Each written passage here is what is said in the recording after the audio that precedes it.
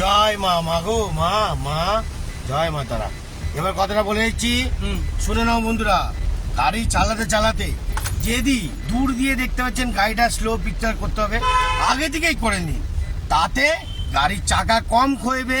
তাহলে মালিকরা পছন্দ করবে কি, দাঁড়াও একটু বলছি, ধৈর্য নাও। হ্যাঁ বাহ, এই তো ব্যাপারটা গোঁতরা মারছিস কেন?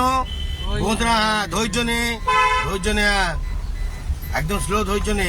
হ্যাঁ জয় মা ষষ্ঠী মা, জয় মা, মাগো বিড়ালে বাচ্চা দেখে শুনে, হ্যাঁ ছোট ছোট শিশু।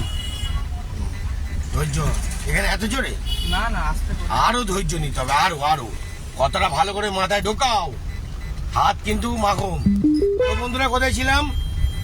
এইবার যে মালিকের গাড়ি চালাতে যাবে, সেই মালিক আপনাকে দেখবে কি, আপনার বাদিকে সেই মালিক দেখবে কি, যে আপনার তেল কত সুন্দরভাবে পুড়ছে, ঠিক আছে, কম পুড়ছে, তবে ড্রাইভারটাকে পছন্দ করবে।